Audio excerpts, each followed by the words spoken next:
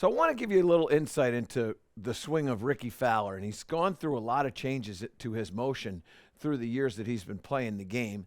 It hasn't been his best year right now, but he's getting better. He's starting to show some real resurgence in his motion.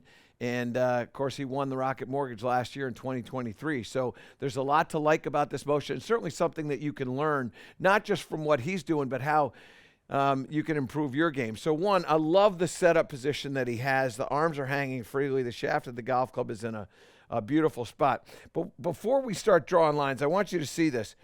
When Rickie is getting going here, he's got the club kind of moving around a little bit. And I really like to see motion before motion, meaning I like seeing some movement in the club or in the feet or in the upper or something before the club starts to go into the backswing.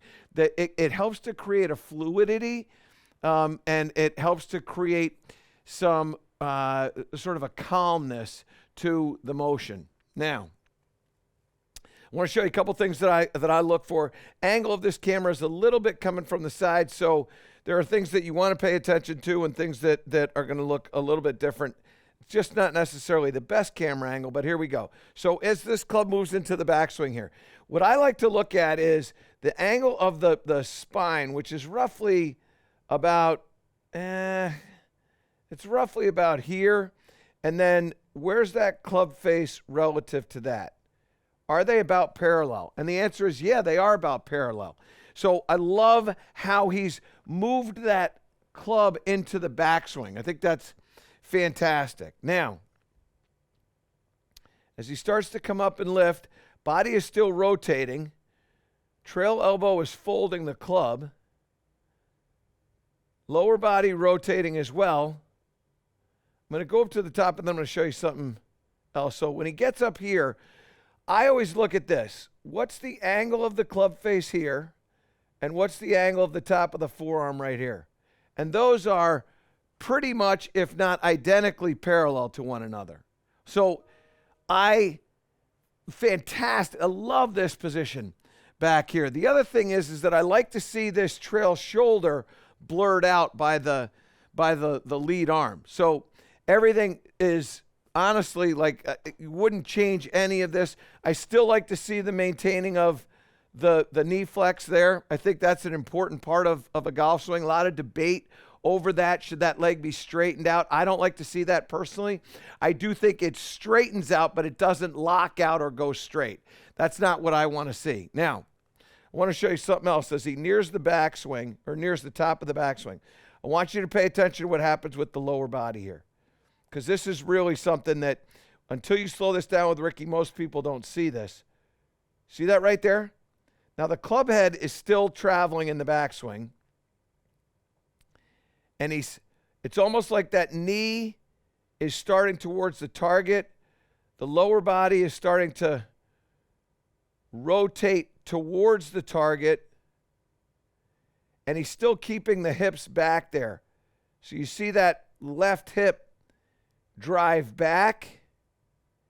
And now what he's done is he's created that X factor that you've heard of for so long, the separation between the shoulders and the hips. Now the hips are starting forward and the shoulders are still kind of going in the backswing, and we're getting a little bit of a separation there, which is going to add a little bit of stretch and a little bit of power into his swing. And he does generate a lot of speed. Now as he starts to come down, body rotating. He's pushing off the ground. You can see this lead foot right here. Pay attention to that interaction between the lead foot and the ground. And now it starts to come up, and the heel goes up into the air, and then it pushes back. You see this so often. So let me go back to where that foot was. So his toe is right about there. And then he starts to push back, and now that lead toe has gone over here. So it's moved back about 3 or 4 inches. Again, that's because of what he's doing with that hip going this way and then really starting to thrust and create speed. This is not a 6'5" frame. This is a guy that's maybe 5'10" and maybe shorter. and he's generating a lot of speed through all of the rotational forces that are taking place. And it's so strong with him. He does something that's very similar to what we see out of Rory McIlroy when he was a little bit younger. His hips rotate open and then they freeze for a second, almost appear to go backwards, which is kind of cool. So let me erase those lines.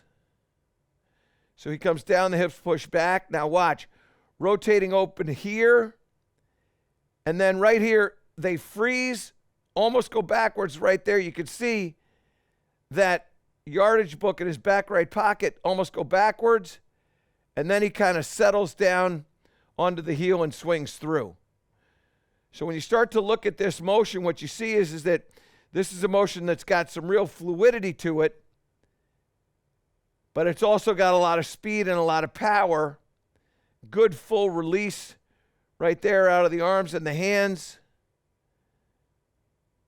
And then into that classic follow through where his shoulders have turned so much through that they're pointed over to the left side. It's a powerful golf swing. It's not a big body. It's not a big frame, but he does the right things, the sequence to generate the club head speed that he generates, and it generates plenty of club head speed.